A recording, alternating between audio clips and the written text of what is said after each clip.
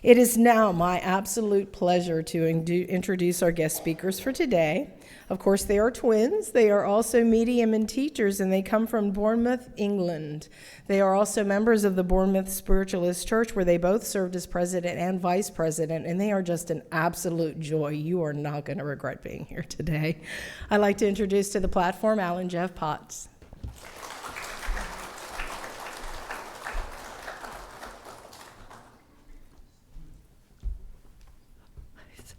Oh, there you are. So nice to see you. We work a little different, so I'm going to do a short reading, and then Geoff will do the lecture and base it on the reading. And this is, what can you give? But before I do, I want to know, did everyone have a wonderful Valentine's Day yesterday? And because we couldn't be here, we wish you a happy Valentine's Day. So what can you give? Let us contemplate the gift of life with all its complexities and joyful moments. In the 21st century, mankind has moved from innocence and ignorance into a comfortable acceptance of individual existence for all God's children. Self-belief has become inherent in our physical lives, and the separation of human consciousness has become part of our everyday lives. The human race has gone through many circumstances from the beginning of time to the state of intelligence that we live in today. Often progress has been overtaken by man's desire to find perfection.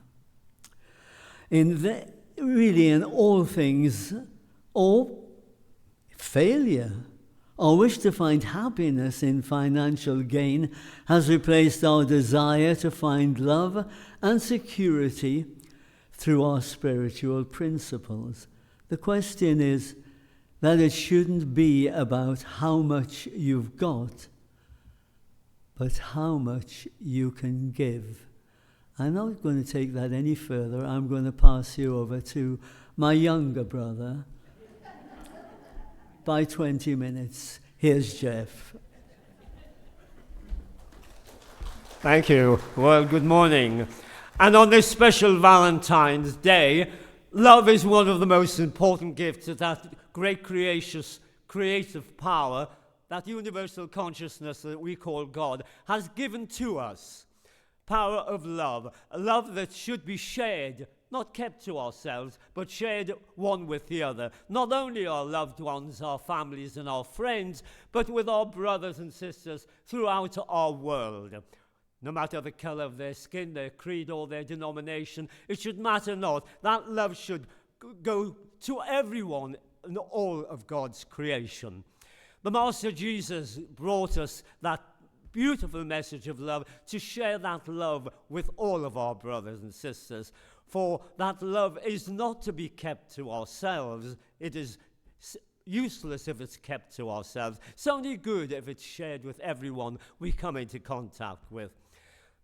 There are many teachers, prophets, throughout the centuries have brought that power of love to our world, and yet we live in a world where man seems to have lost his way on his spiritual pathway through this life, where wars are taking place and brothers and sisters are losing lives because of greed for power, greed for control, a lack of love, a lack of understanding of our true purpose here upon this life plane. A purpose to bring that love to everyone we come in contact with. And yet it seems to have gotten lost along the pathway of life. Many of our prophets and teachers have told us that love is the most important thing in our lives. And so, of course, we had Andrew Jackson Davis, who told us that there are many levels of consciousness in the world of spirit, 7 levels of consciousness. And within those levels are many other different consciousnesses. And so, my friends, we know that as we live this life here upon this earth plane, so we will then venture towards the level which we have created through our lives here upon this earth plane. It's very important, and yet how few in our world today even consider something like that. I often get a little bewildered about the direction that our world is taking because of the lack of understanding of not only our lives here upon this earth plane, but lives in the next level of consciousness in the world of spirit. For there seems to be a great lack of understanding that life is eternal.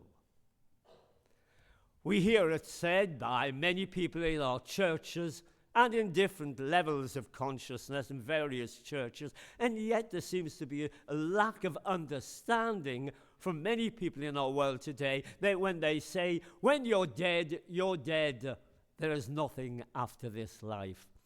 And I often wonder and think to myself that they must get quite a shock when they find themselves in the higher realms of spirit, very much more alive than they ever were when they were on this earth plane. So it must come quite as a surprise and a shock to them. And it's so very sad that they can't gain that greater understanding whilst they're here on this earth plane.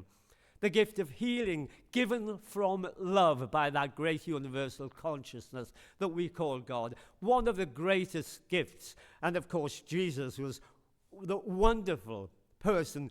He could touch a sick person and heal them. There have been many, many healers throughout this world and throughout the ages.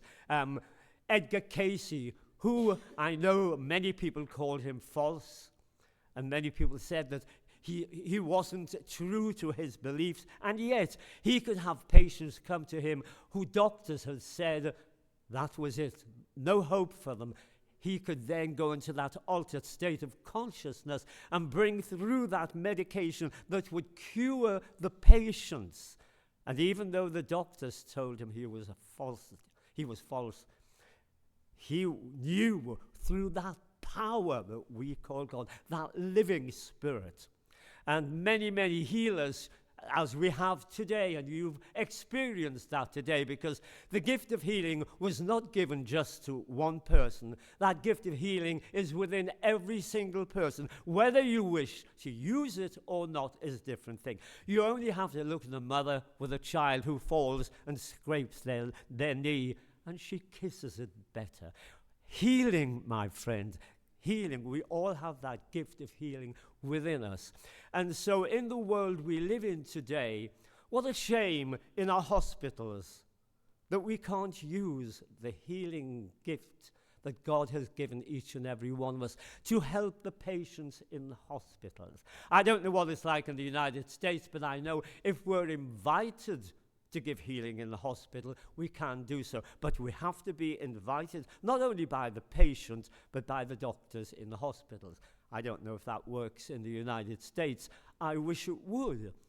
Can you imagine the help that it would give to our medical in this country and around the world if we were allowed to go in and to give that healing?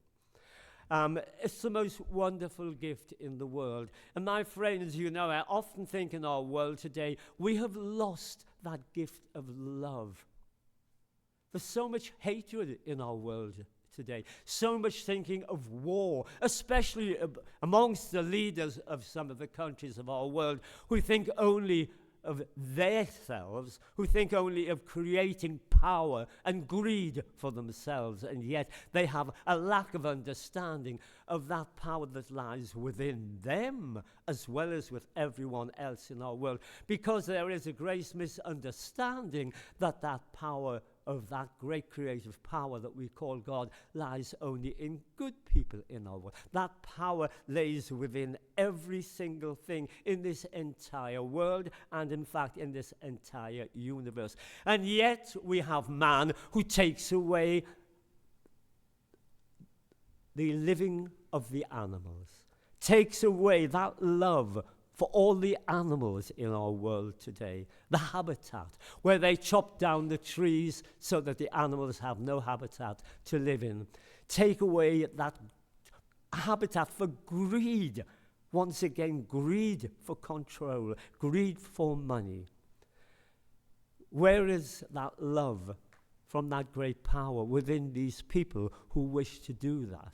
For everything in this entire universe is part of that great creative power that we call God. Everything, you cannot be where that power is not. And yet, there is such a lack of understanding between many of our men and women in power. Such a shame, because in their positions, they could create a world where men, women, and children, where all the animal kingdom, all of nature, could live in love, peace, and harmony, one with the other. Would that not be a wonderful thought, my friends, that we could live in a world like that? Instead of worrying about what's going to happen in this country, what's going to happen in the other country that might affect ourselves. In this day and age, since the birth of Jesus, there were wars, and yet have we learned anything since that time? I hate to say it, but I fear not. And still today, we're still not learning from the things that happened in the past or that are taking place now in the future, because of the lack of understanding of our true purpose in this life. And so I would leave you with the message, as spiritualists, what can we do to create a better world for all of our brothers and sisters to live in? We can share that love within our hearts that has been given to us by that great creative power that we call God. Not keep it to ourselves. Share it with everyone we come into contact with, everything, with the animal kingdom, with all of nature. For they should not have to say to us, or we should not have to say to them, we are spiritualists. We should say that through our words, our actions, and our deeds. We shouldn't have to preach it to them. They should know by our words, our actions, and our deeds. So let us be proud to be spiritualists. Let us not hide behind any other religion when we're asked. Let us say, I am a spiritualist, and I am proud to be. And I know that I work, or I try to work at all times, with that love that God has given us so freely. I thank you for listening.